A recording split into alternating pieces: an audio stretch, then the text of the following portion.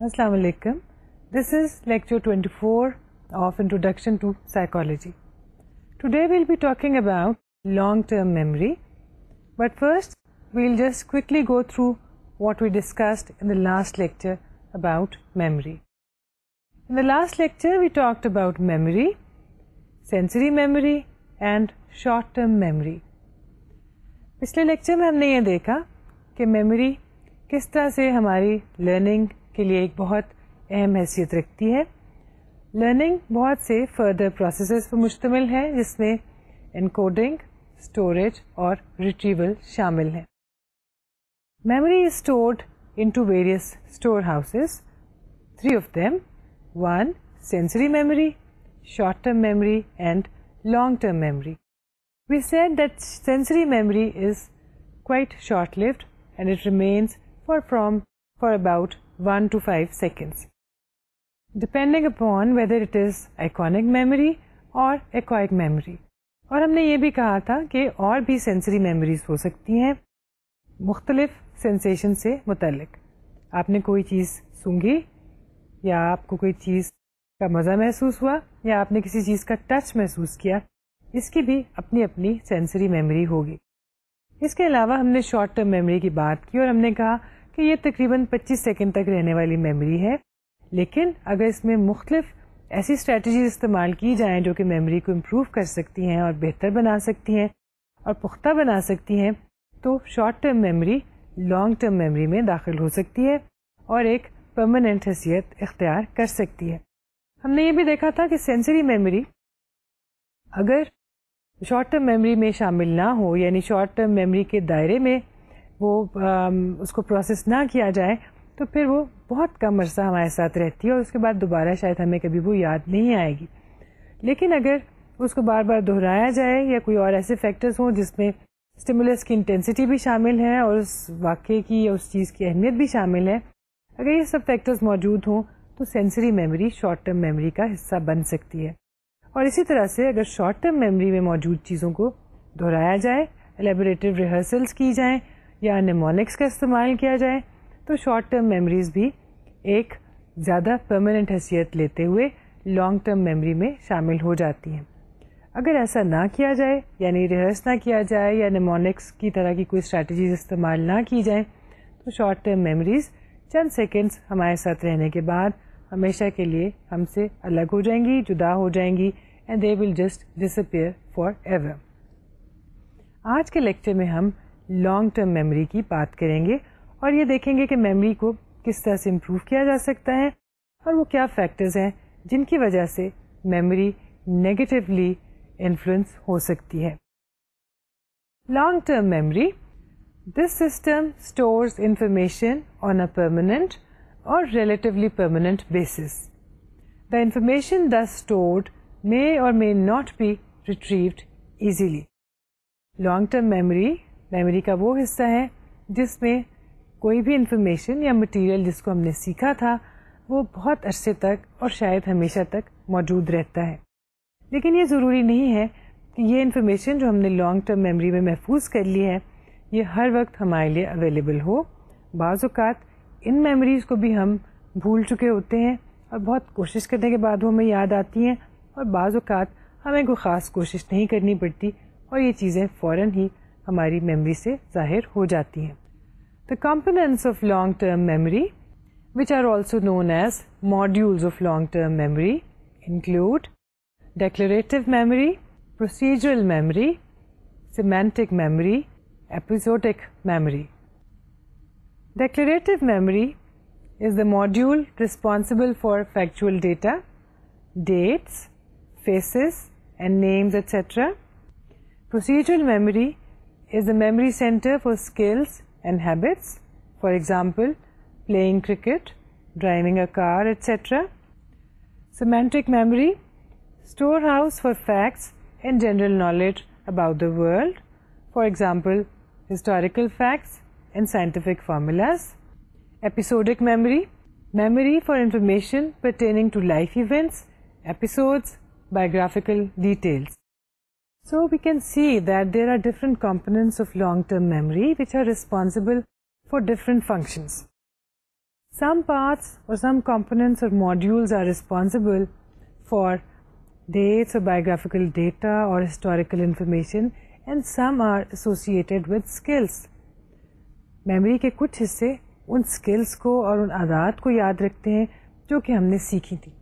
اور اسی لیے آپ سوچ سکتے ہیں کہ جب ہم ایک دفعہ گاڑی چلانا سیکھ لیتے ہیں یا ایک دفعہ بائسیکل چلانا سیکھ لیتے ہیں یا بھاگنا سیکھ لیتے ہیں یا چلنا سیکھتے ہیں تو ہم کبھی بھی زندگی بھر اس کو بھولتے نہیں انلیس کوئی کسی قسم کا برین ڈیمیج یا کوئی حادثہ انسان کے ساتھ ہو جائے.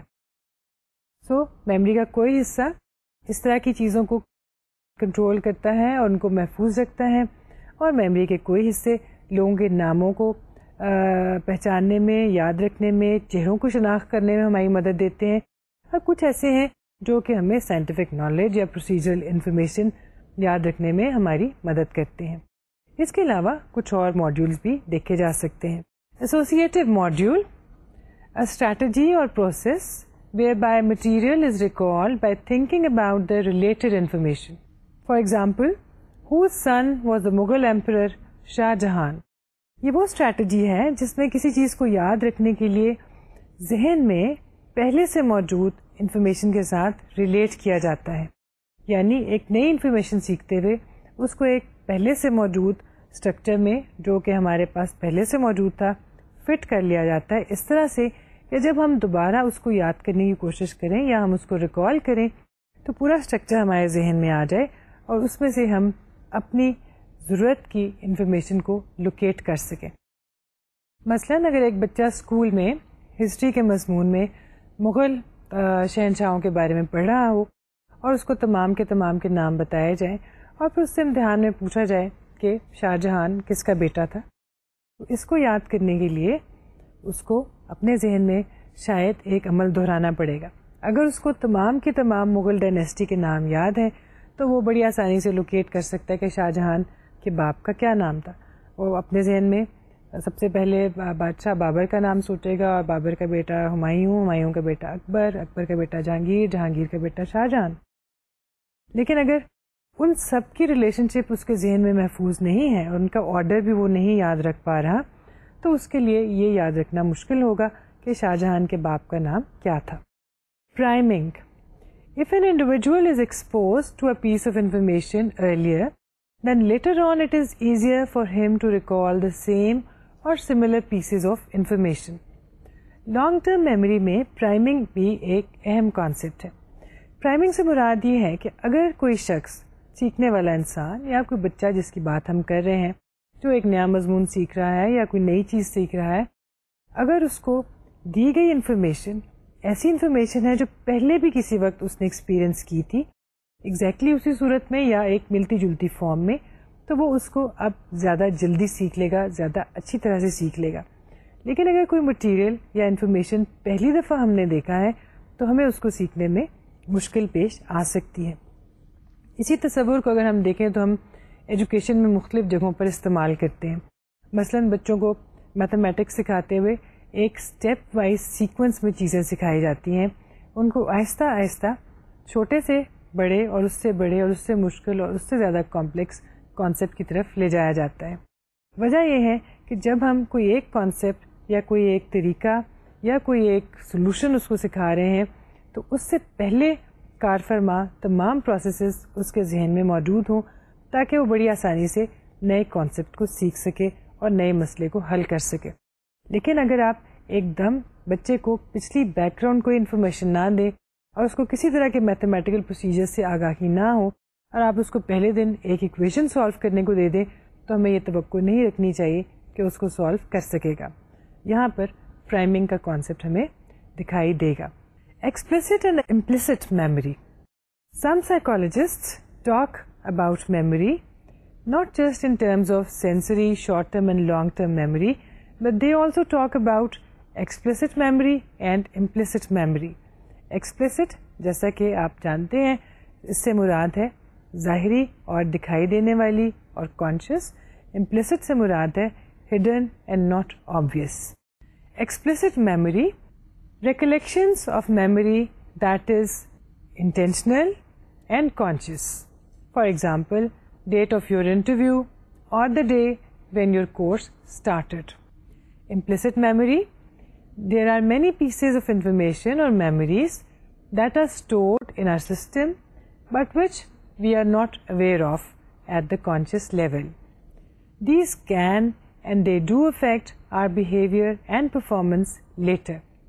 For example, childhood fear of blood hindering the performance of a would-be doctor. چنانچہ میموریز ایکسپلسٹ بھی ہو سکتی ہیں اور امپلسٹ بھی. ایکسپلسٹ یا واضح یا کلیئر میموریز وہ ہیں جو کہ ہر وقت ہمارے ذہن میں موجود ہیں and we are aware of them all the time. یہ وہ میموریز ہیں جو ہم روزمرہ کی زندگی میں ہر وقت استعمال کر رہے ہوتے ہیں، خاص طور پہ اپنی تعلیم کے دوران اور کوئی بھی نیا مضمون سیکھنے کے لیے. مثلاً آپ کیلکولیشنز کرتے ہیں، آپ کو تاریخیں یاد ہوتی ہیں، لوگوں کے نام یاد ہوتے ہیں، جگہوں کے راستے یاد ہوتے ہیں. یہ سب ایکسپلسٹ میموری کی مثالیں ہیں. امپلسٹ میموری سے مراد وہ میموریز ہیں یا یادداشت کا وہ حصہ ہے جو ایک طرح سے ڈھکا چھپا ہے یا خفیہ ہے اور جس سے ہم کانشیس لیول پر اویئر نہیں ہیں. ہم ہر وقت اس سے آگاہ نہیں ہیں کہ یہ میموری بھی اس وقت کار فرما ہے، لیکن امپلسٹ میموری موجود وہیں پر ہوتی ہے، ہم ان سے کانشیسلی اویئر نہیں ہوتے اور وہ ہماری زندگی میں ہمارے کسی بھی عمل کو، ہماری کسی بھی لرننگ کو متاثر کر سکتی ہے، اچھی طرح سے بھی اور نیگیٹو سینس میں بھی. جیسا کہ ہم نے کہا کہ بچپن میں اگر کسی کو چوٹ لگنے کا یا خون بہنے کا ڈر لگتا تھا اور وہ شخص مستقبل میں ڈاکٹر بننا چاہتا ہے اور ڈاکٹر بننے کے لیے چلا جاتا ہے تو ڈسیکشن کے وقت اس طرح کے شخص کو خاصی مشکلات کا سامنا ہو سکتا ہے، کیونکہ اس نے سیکھ رکھا تھا کہ خون ایک ڈرانے والی چیز ہے یا اس سے انسان کو خوف آتا ہے. اسی طرح سے اور بہت سے چائلڈہڈ ایکسپیرئنسز ہیں جو کہ مستقبل میں آپ کی پرفارمنس پر اپنا اثر ڈالتے ہیں. اس کے ساتھ ساتھ بہت سی خوشگوار چیزیں اور خوشگوار یادیں بھی ہوتی ہیں جو کہ آپ کو آئندہ لرننگ میں دلچسپی کا باعث بنتی ہے اور ان کی وجہ سے آپ اچھی طرح سے سیکھ سکتے ہیں.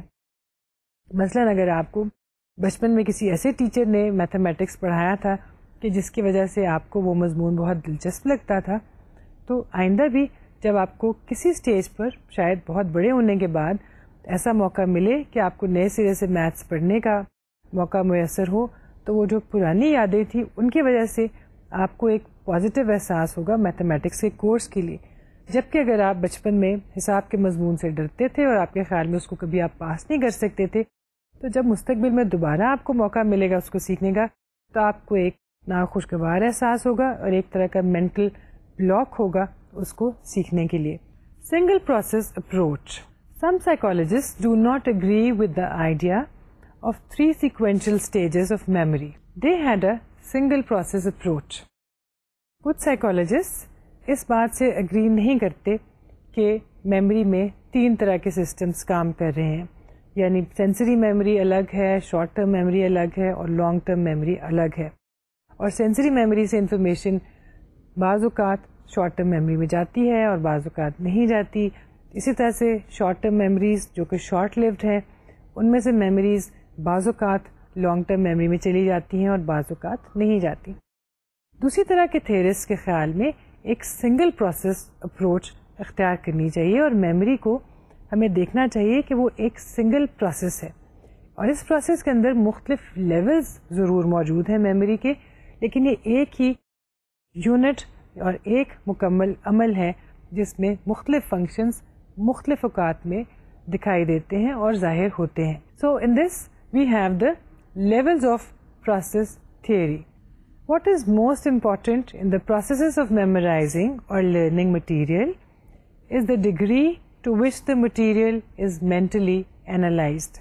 How much of new information will be remembered will be determined by the extent or amount of information processing that takes place when new material is encountered. The information will be more and more likely to be remembered as the initial processing becomes more and more intense. یعنی memories کو store کرنے میں اور اس کو recall کرنے میں جو mental processes ہوتے ہیں وہ اہمیت رکھتے ہیں. شروع میں جب آپ کو پہلی دفعہ اس انفارمیشن کا سامنا ہوا، the first time when you encountered that information, at that time and that point the processes that took place and the way that information was processed is important in learning material. If it is thoroughly processed, then it will stay with you for very long. And if it is not thoroughly processed, it will be lost after a few seconds or maybe a few minutes. Information that is paid little attention will not be processed thoroughly, will remain at the shallow level of memory and will be forgotten soon. On the other hand, information that receives greater attention is processed thoroughly. Such information enters the deeper levels of memory. So what we are saying here is that memory is one process which has various levels. There are the deeper levels and there are the shallow level. Deeper level یا گہرائی کا level وہ ہے جس میں وہ memories جاتی ہیں جن کو آپ زیادہ توجہ دیتے ہیں, زیادہ دھیان سے دیکھتے ہیں یا سنتے ہیں یا سمجھتے ہیں اور پروسیس کرتے ہیں. اس طرح کی میموریز اپنے میموری کے سسٹم میں ایک گہرے مقام تک چلی جاتی ہیں. دوسرے لفظوں میں دے آر ڈیپ روٹڈ. دوسری طرف شیلو میموریز ہیں جن میموریز کو, جس انفارمیشن کو, جس مٹیریل کو ہم زیادہ توجہ نہیں دیتے, اس کے بارے میں زیادہ غور و فکر نہیں کرتے, زیادہ سوچتے نہیں ہیں, and we do not process it very deeply and in detail. These memories go to the shallow level and they do not remain with the person for very long. Shallow level memory. Physical and sensory aspects of information fall into the shallow level memory. Deepest level. Meaning of information is considered important in analysis of information. A wide context rather than a limited or restricted perspective may be taken. Associations between what this information means and the already existing and known broader networks of knowledge may be drawn. چنانچہ shallow level memories وہ ہیں جن کو ہم صرف سطحی طور پر دیکھتے ہیں اور جن کو ہم ایک دفعہ ریسیو کر لیتے ہیں, جیسے کہ سینسری میموریز. ان کو زیادہ ہم توجہ نہیں دیتے اور ان کے بارے میں زیادہ سوچتے بھی نہیں ہیں کیونکہ شاید وہ ہمارے لیے زیادہ اہم نہیں ہوتی. لیکن جو میموریز ہمارے لیے اہم ہوتی ہیں, جن کی اسٹیمولیشن بھی انٹینس ہوتی ہے, جو ہمارے لیے کسی میننگ فل حیثیت کی مالک ہوتی ہیں, ہمارے لیے ان کی کوئی ریلیونس ہوتی ہے اور اسی وجہ سے ہم ان کے بارے میں غور و فکر کرتے ہیں, ان کو توجہ دیتے ہیں, ان کے بارے میں سوچتے ہیں اور ان کو دہراتے بھی ہیں. اس طرح کی memories deepest level of memory میں چلی جاتی ہیں. They are deeply ingrained and they are with us and we can recall them whenever we need and whenever we want. Recall and retrieval of long-term memory. Memory کے process میں جہاں پہ چیزوں کو انکوڈ کرنا اور اسٹور کرنا بہت اہمیت رکھتا ہے, وہیں پر ریکال اور ریٹریول شاید اسی طرح کے بہت اہم پروسیسز ہیں. In fact, if we see, memory will be useless if we cannot recall it or retrieve it. Memory exists for us only when we can retrieve it. اگر ہم نے کوئی چیز سیکھی ہے یا ہم نے کوئی چیز یاد کی ہے یا کسی مٹیریل کو ہم نے اپنے ذہن میں محفوظ کر لیا ہے تو وہ اسی وقت ہمارے کام کا ہے اور اسی وقت ہمارے لیے اہمیت رکھتا ہے جب ہم اس کو بوقت ضرورت ریکال کر سکیں اور ریٹریو کر سکیں. اس لیے جہاں پر میموری کو اچھی طرح سے ذہن میں اسٹور کرنا اہم ہے, وہیں پہ ریکال اور ریٹریول بھی بہت ضروری چیزیں ہیں. اور یہی وجہ ہے کہ جہاں سائنٹسٹ نے انکوڈنگ کے لیے بہت سی ٹیکنیکس ایجاد کر رکھی ہیں, ان پہ کام کیا ہے, اسی طرح سے ریکال پر بھی انہوں نے بہت سا کام کیا ہے. Why do we remember certain events very vividly even after a very long time? Why can't we remember something that we thought we know very well? Are the memories that we can recall very clearly really exact reproductions or distorted or maybe exaggerated?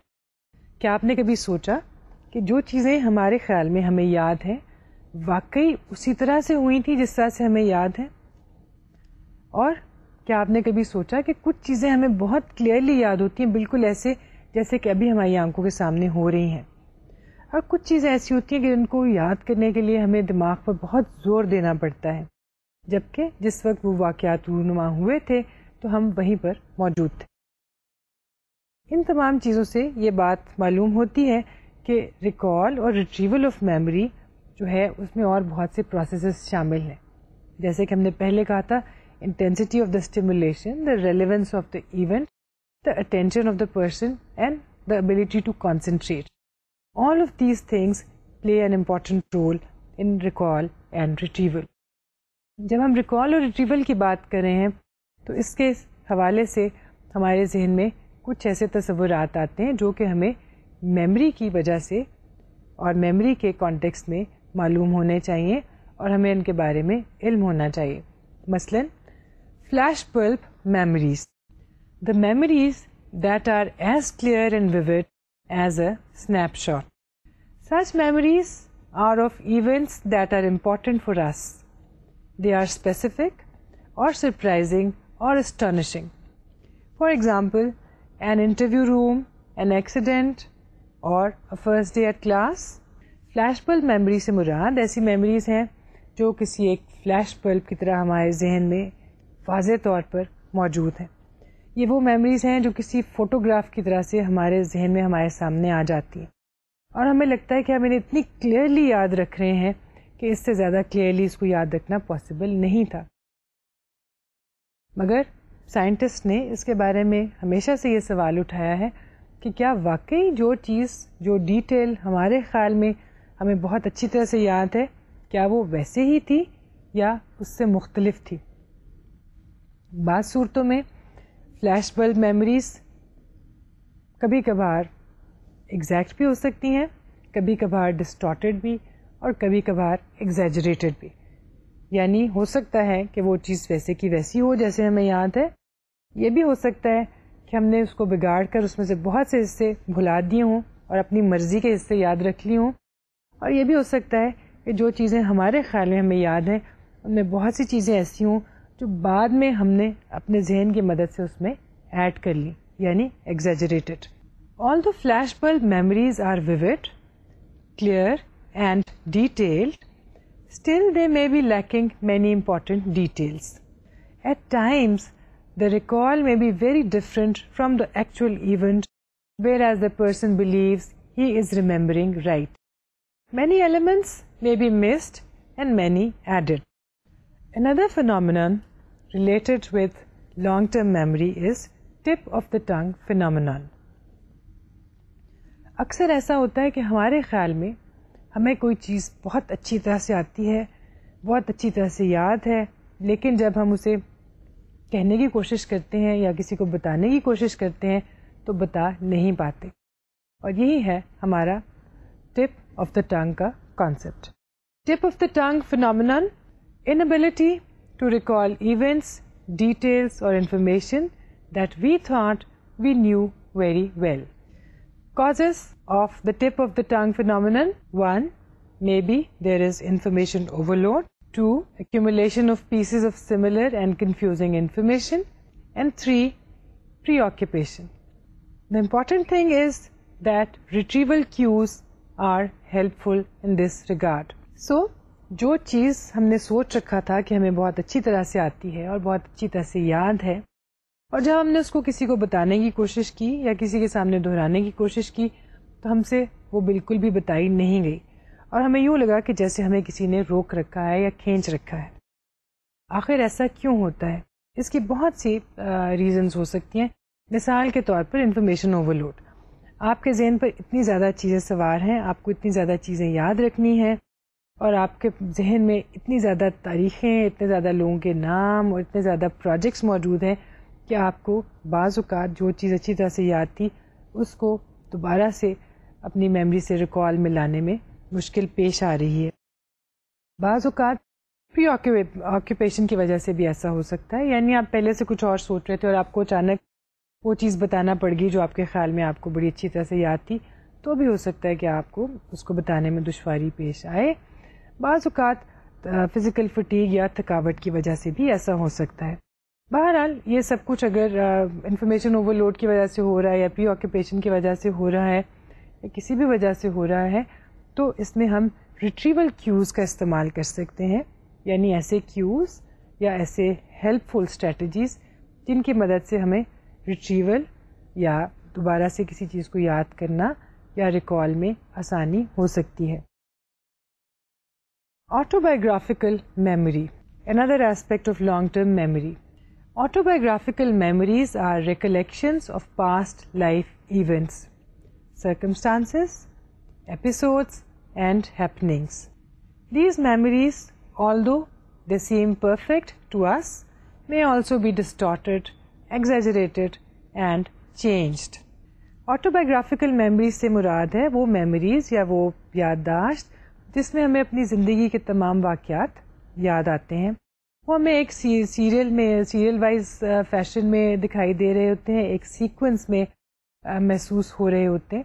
لیکن دیکھا یہ گیا ہے, جو کہ مختلف research سے ظاہر ہوا ہے, کہ ضروری نہیں کہ جو ایونٹس اپنی زندگی کے واقعات ہمیں یاد ہیں وہ در حقیقت اسی طرح سے رونما ہوئے ہوں جیسے کہ ہم سمجھ رہے ہیں یا جیسے کہ ہمیں یاد ہے.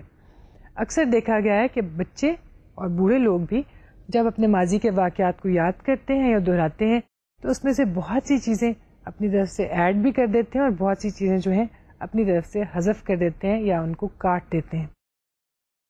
چھوٹے بچے جب اپنے پچھلے سالوں کی بات کرتے ہیں یا آج کے ٹین ایجرز جب اپنے بچپن کی بات کرتے ہیں تو عام طور پر اس میں سے جو پینفل ایونٹس ہوتے ہیں ان کو نکال دیا جاتا ہے اور صرف خوشگوار یادوں کے بارے میں بات کی جاتی ہے.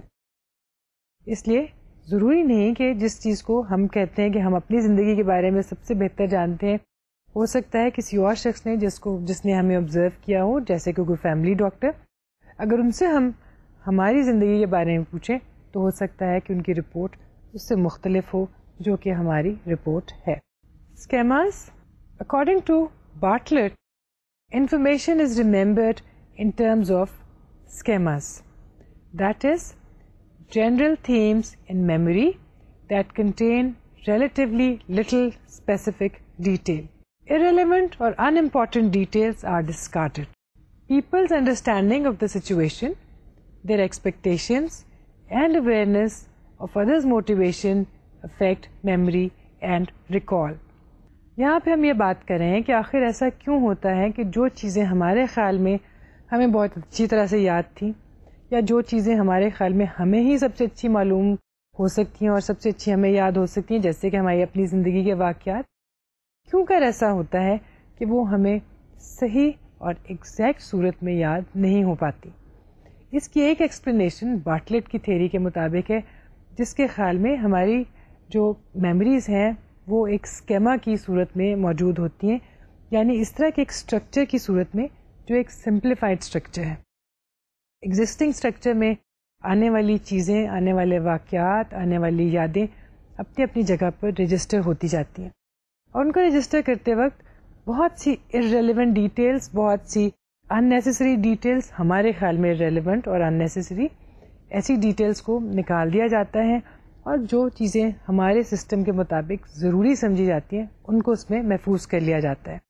اور یہی وجہ ہے جب ہم ان کو سمپلیفائی کرتے ہیں تو بہت سی چیزیں جو کسی دوسرے دیکھنے والے کے خیال میں یا کسی آبزرور کی نظر میں اہم ہو سکتی تھیں وہ وہاں پر نہیں پائی جاتی, کیونکہ ہمارے خیال میں وہ اہم نہیں تھیں اور ارریلیونٹ تھیں. ابھی تک ہم میموری کی بات کر رہے تھے اور یہ دیکھ رہے تھے کہ میموری کے کون کون سے سسٹمز ہیں اور میموری کو کیوں کر اچھا بنایا جا سکتا ہے اور وہ کون کون سے فیکٹرز ہیں جو میموری پر اثر انداز ہوتے ہیں. یہاں پہ ایک اور کانسیپٹ جو کہ میموری کے حوالے سے بہت اہمیت کا حامل ہے اور جس کا ہم نے ابھی تک ذکر نہیں کیا, وہ یہ ہے یاد کی ہوئی چیزوں کو بھول جانا یا forgetting. Forgetting is an experience that all of us are familiar with. When we learn things, we also tend to forget them. When we have to learn a telephone number, we learn it for a while and then we tend to forget it. And at times we have learned 10 pages of material that have been given to us by our teacher, and once we thought that it is learned, we felt that it is forgotten. So, feeling that I know it and feeling that I have forgotten it is a relationship that comes into the sphere of forgetting and long-term memory. Forgetting. The inability to retrieve or recall information from the long-term memory. Forgetting may occur due to a number of factors such as information discarded or decayed due to the non-use of the learned material. یعنی اگر کسی information کو بہت عرصے تک استعمال نہ کیا جائے تو یا وہ آہستہ آہستہ بوسیدہ ہو جائے گی اور یا وہ بگڑی ہوئی شکل اختیار کر لے گی اور یا دھندلا جائے گی. At times we know something but are unable to access and retrieve it properly. بعض اوقات ایسا بھی ہوتا ہے جیسے کہ ہم نے پہلے کہا تھا tip of the tongue phenomenon میں کہ کچھ چیزیں ہمیں اچھی طرح سے یاد ہوتی ہیں ہمارے خیال میں لیکن ہم انہیں بھول جاتے ہیں یا یوں کہہ لیجئے کہ ہم اسے بیان کرنے کی کوشش کرتے ہیں تو کر نہیں پاتے. اس طرح کی چیزوں کے بارے میں ایک سائیکالوجسٹ جنہوں نے بہت کام کیا اور جو شاید میموری کے حوالے سے سب سے مشہور نام ہے وہ ہے ہرمن ایبنگہاس کا. Hermann Ebbinghaus, a German psychologist, was the first one to study the phenomenon of forgetting by using himself as a subject for his own experiments. He used nonsense syllables. He used syllables in sets of 3, one vowel in between the two consonants and the two consonants at the ends. For example, FIW or BOZ. His experiments indicated that forgetting occurred systematically. In the initial stages, that is, in his experiment the first hour and then in all the first 9 hours, forgetting was most rapid. But then the rate of forgetting decreased and slowed down and did not change much with the passage of time. So, ان کے experiment کے مطابق انہوں نے جس میں naan sense سلیبلز استعمال کیے یہ معلوم ہوا کہ جب ہم کوئی نیا مٹیریل سیکھتے ہیں تو اس کو سیکھنے کے شروع کے زمانے میں فورگیٹنگ بہت تیزی سے ہوتی ہے, بہت جلدی سے ہم اس کا بہت سا حصہ بھول جاتے ہیں. لیکن جیسے جیسے وقت گزرتا ہے فورگیٹنگ کا یہ ریٹ کم ہوتا جاتا ہے اور بھولنے کی رفتار بہت کم اور بہت سست ہو جاتی ہے اور پھر ایک زمانے میں ایک سٹیج کے اوپر شاید رک بھی جاتی ہے یا یوں کہہ لیجیے کہ اتنی سست رفتار ہوتی ہے کہ ہمیں رکی ہوئی محسوس ہوتی ہے. ایبنگہاس نے اپنے ایکسپیریمنٹس میں نان سینس سلیبلز استعمال کیے. اس کا مقصد یہ تھا کہ ایسے الفاظ بے معنی الفاظ بنائے جائیں جن سے سبجیکٹ اور ان کے ایکسپیریمنٹ میں سب سے پہلے انہوں نے خود کو استعمال کیا, انہیں وہ مٹیریل پہلے سے موجود نہ ہو, نہ ہی انہوں نے اس سے ملتی جلتی کوئی چیز پہلے سنی ہو یا دیکھی ہو یا پڑھی ہو, تاکہ انسان کے پچھلے تجربات یا پاسٹ ایکسپیرئنس کا اس میں کوئی عمل دخل نہ ہو. ایک لسٹ بنائی گئی الفاظ کی اور پھر بعد میں بہت سی اور لسٹیں بھی بنائی گئیں اور ان کو سیکھنے کی کوشش کی گئی, میمورائز کرنے کی کوشش کی گئی اور پھر اس تمام دورانیے میں یہ دیکھا گیا کہ پہلے 9 گھنٹے فورگیٹنگ کے لیے بہت اہم تھے. سب سے زیادہ فورگیٹنگ پہلے 9 گھنٹوں میں ہوئی اور فورگیٹنگ کا ریٹ بہت زیادہ تھا, اور ان 9 گھنٹوں میں سب سے پہلا گھنٹہ سب سے زیادہ تیز رفتار فورگیٹنگ کا تھا. لیکن جو وقت گزرتا گیا یہ رفتار سست ہوتی گئی. یہی چیز ہم اپنی کسی بھی طرح کی لرننگ میں استعمال کر کے دیکھ سکتے ہیں. سیکھنے کے عمل کے فوراً بعد بھولنے کا عمل بھی تیزی سے ہوتا ہے, لیکن اس کا مطلب یہ نہیں کہ ہم سب کا سب بھول جاتے ہیں. بہت سی چیزیں جو ہمارے خیال میں فالتو ہیں, غیر ضروری ہیں, ان کو ہم ایک طرح سے شیڈ کر دیتے ہیں یا ان کو جھاڑ دیتے ہیں. Forgetting should not be understood as a problem alone, since it has some advantages too. It helps us discard irrelevant information and enables us to learn new things. So, اگر forgetting میموری کے نظام کا ایک حصہ ہے اور اس کا ایک لازمی جزو ہے کہ جب ہم کوئی چیز سیکھیں گے تو ہم اس کو بھولیں گے بھی, تو آخر بھولنے کا عمل کیوں کر وقوع پذیر ہوتا ہے. How do we forget and why do we forget things? There are different theories about forgetting. Theories of forgetting. Why do we forget?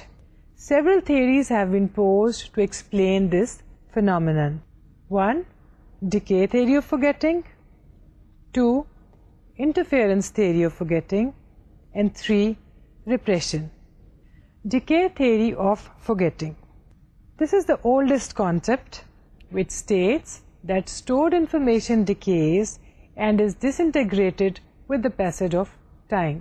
جیسے کہ نام سے ظاہر ہے، یہ تھیری یہ سجیسٹ کرتی ہے کہ جب انفارمیشن بہت دیر تک میموری کے اسٹور ہاؤس میں پڑی رہے اور اس کو استعمال نہ کیا جائے، اور کبھی کوئی ایسا موقع نہ آیا ہو کہ اس کو دہرایا گیا ہو یا کسی کے ساتھ اس کا ذکر کیا گیا ہو یا اس کا بیان کیا گیا ہو، تو پھر اور بہت سی چیزوں کی طرح سے اس میں بھی ڈکے کا یا بگاڑ کا عمل پیدا ہونا شروع ہو جاتا ہے، اور آہستہ آہستہ وہ انفارمیشن ڈسنٹیگریٹ ہو جاتی ہے، اپنی اصل شکل کھو دیتی ہے، اصل فارم کھو دیتی ہے، اور کچھ عرصے کے بعد اگر ہم اس کو ٹریس کرنا چاہیں تو ہمیں وہ مل نہیں پاتی.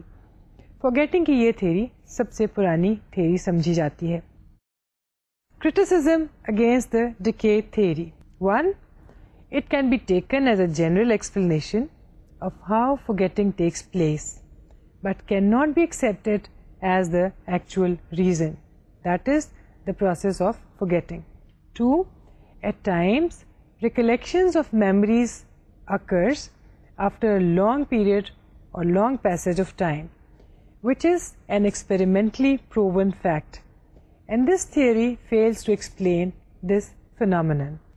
دو بنیادی کرٹیسزمز ہیں اس تھیوری کے خلاف، اور بھی بہت سے ہیں، لیکن بنیادی طور پہ یہ کہا جا رہا ہے کہ یہ تھیوری لرننگ کی ایک جنرل ایکسپلینیشن تو ہو سکتی ہے، لیکن یہ بھولنے کے عمل کو کسی واضح طریقے سے بیان نہیں کر رہی، اور نہ ہی اس تھیوری سے ہمیں اس بات کا جواب ملتا ہے کہ ایک انفارمیشن جو ہم نے بہت پہلے یاد کی تھی اور اس کو ہم نے اتنے عرصے سے کبھی استعمال بھی نہیں کیا، وہ کیوں کر ایک دن اچانک ہمیں یاد آ جاتی ہے.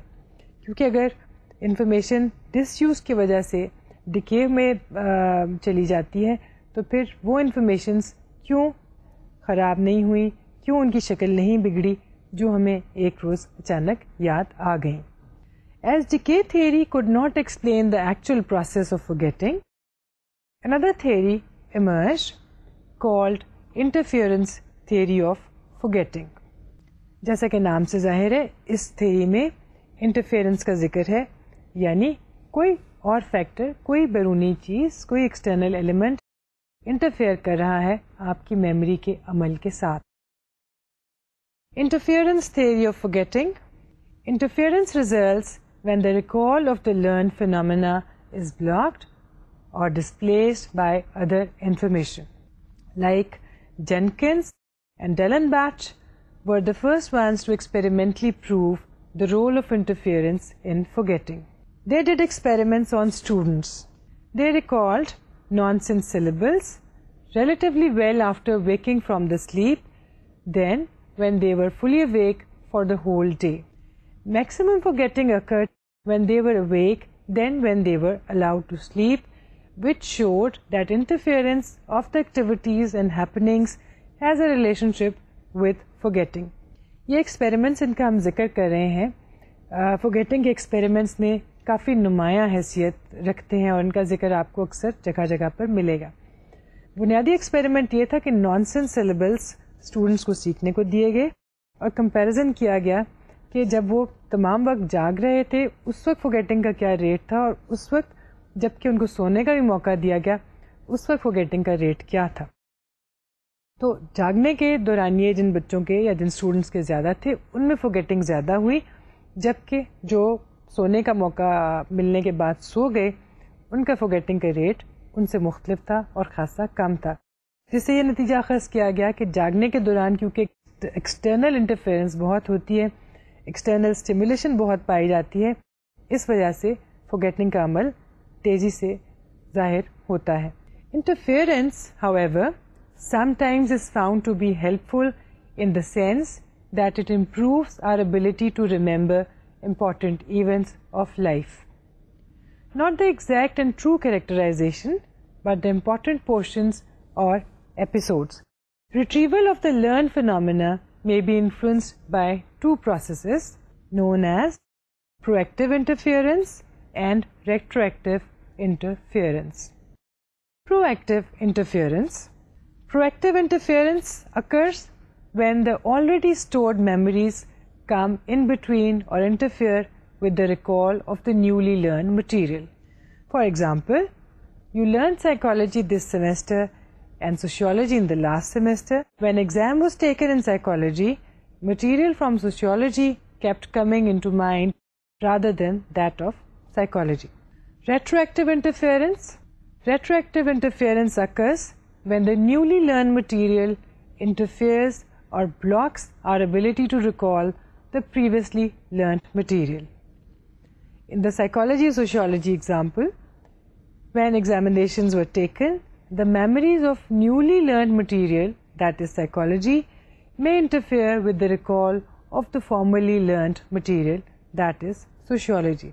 یعنی ہم یہ کہہ رہے ہیں کہ بعض اوقات نئی سیکھی ہوئی چیزیں پیچھے سے سیکھی ہوئی چیزوں کی یادداشت میں رکاوٹ ڈالتی ہیں اور بعض اوقات پہلے سے سیکھا ہوا نالج یا انفارمیشن نئی سیکھے جانے والی چیز کی یادداشت میں رکاوٹ کا باعث بن سکتا ہے. But there is another theory of forgetting also, and which probably we are familiar with by now, because we have been talking about Freud and the psychodynamic approach in the initial lectures. So this theory is stemming from the psychodynamic approach, and this is a theory of repression. That is, considering repression to be the cause of forgetting. Repression, putting the undesirable thoughts, events and fears into the unconsciousness and trying not to remember it again. It's a Freudian concept. In spite of being sent into the unconscious, unpleasant feelings continuously influence person's attitudes and behaviors. اب تک ہم نے جہاں memory کی بات کی وہیں ہم نے forgetting کی بات کی, اور ہم نے یہ دیکھا کہ بہت سے ایسے فیکٹرز ہیں جو لرننگ کو بہتر بنا سکتے ہیں, جن کے ذریعے forgetting کو اوائڈ کیا جا سکتا ہے اور جس کے ذریعے میموریز کو پختہ اور انگرینڈ بنایا جا سکتا ہے. اس وقت جب کہ ہم ایک دوسرے سے بات کر رہے ہیں اور آپ اسٹوڈنٹس ہیں, تو اسٹوڈنٹس شاید وہ طبقہ ہے یا وہ کلاس ہے جس کے لیے میموری اور میموری اسکلس سب سے زیادہ اہمیت کی حامل ہیں. اور بہت سے پروفیشنز ہیں جس میں اچھی میموری ہونا بہت اہم ہے. میموری اور اچھی میموری یوں تو سب کے لیے بہت ضروری ہے, لیکن کچھ پروفیشنز کی ریکوائرمنٹ ہے کہ جو امپلائی ہے وہ اچھی میموری کا مالک ہو. مثلا بینک میں ایک بینکر اور ایک کیشیئر, یا ایک سرجن جس نے سرجیکل پروسیجر پرفارم کرنا ہے, یا ایک اٹامک لیبارٹری کا گارڈ, یا اس میں کام کرنے والا سائنٹسٹ, یا کیمسٹری لیب میں کام کرنے والا کوئی سائنٹسٹ جس نے ایک وقت مقررہ پر کوئی پروسیس شروع کرنا ہے اور اس کو ختم کرنا ہے. سو ابھی ہم دیکھتے ہیں کہ وہ کون سی چیزیں ہیں یا کون سے فیکٹرز ہیں جن کے ذریعے ہم میموری کو امپروو کر سکتے ہیں. اس سے پہلے ہم نیمونکس کی بات کر چکے ہیں اور الیبوریٹو ریہرسلس کی بات کر چکے ہیں. آئیے کچھ اور چیزیں دیکھتے ہیں جو خاص طور پر اسٹوڈنٹس کے حوالے سے بہت اہم ہے. اگر آپ ان کیوز کو اور ان اسٹریٹجیز کو استعمال کریں تو آپ بہت اچھی طرح سے اپنے مٹیریل کو یاد کر سکتے ہیں اور امتحان میں بہت اچھی پوزیشن اور اچھے گریڈز لے سکتے ہیں. Improving memory and recall. There are various approaches that can be used: elaborative rehearsal, mnemonics, and method of loci.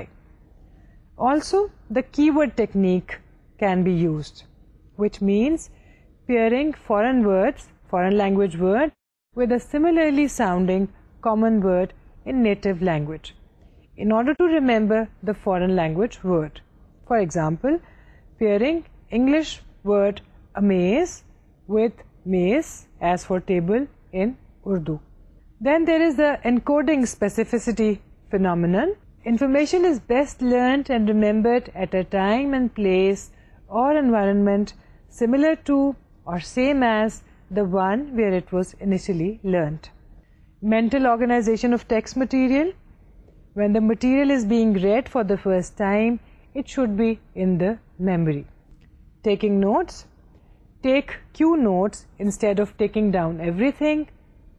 Listen and think too. Other strategies for better memory: keeping distractions away, learning things in chunks, using rhyming, that is, you can rhyme the things, you can sing them out, reading aloud, and getting proper sleep intervals. But as we said, we'll talk about special learning skills and special memorizing skills for students. Improving memory skills for students. There are at least 3 main approaches that can be used for improving memory in case of students who are doing some course. 1.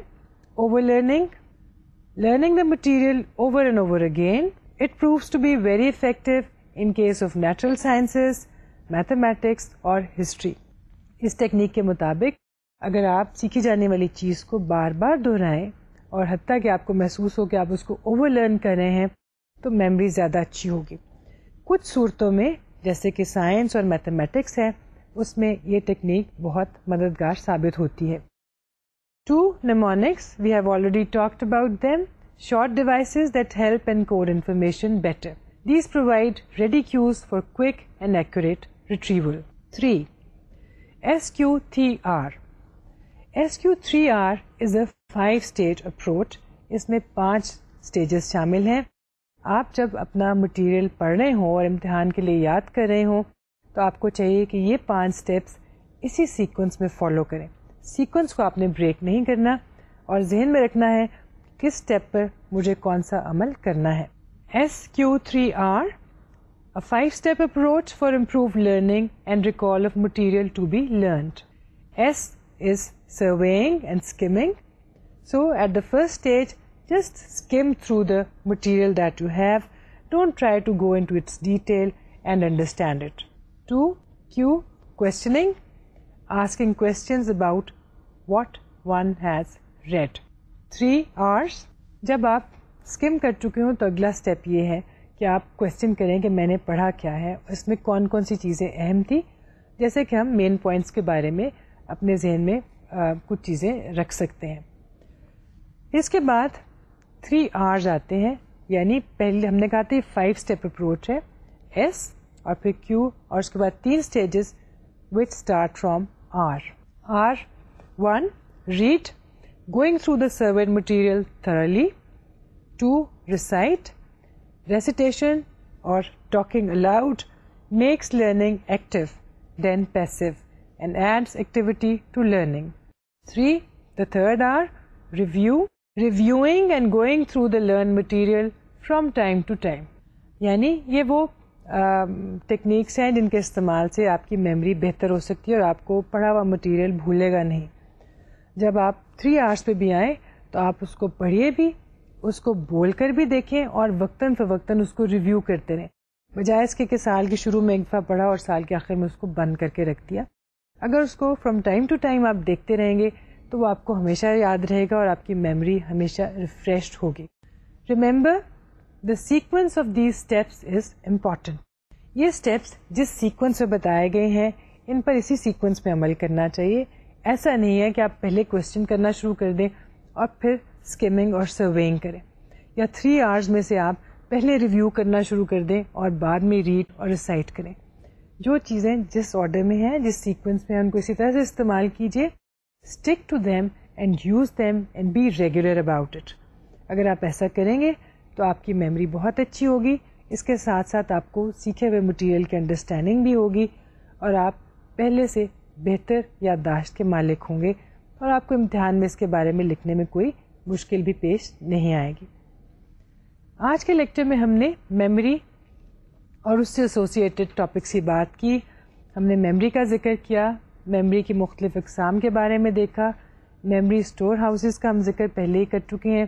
اس کے ساتھ ساتھ ہم نے دیکھا کہ long term memory کیا ہے اور اس کو کیسے امپروو کیا جا سکتا ہے, فارگیٹنگ کیا چیز ہے اور فارگیٹنگ کے کازز کیا ہیں, اور پھر ہم نے یہ بھی دیکھا کہ اچھی میموری کس طرح سے بنائی جا سکتی ہے, کیا اسکلز ہیں جن کو یوز کر کے آپ ایک اچھی میموری کے مالک بن سکتے ہیں.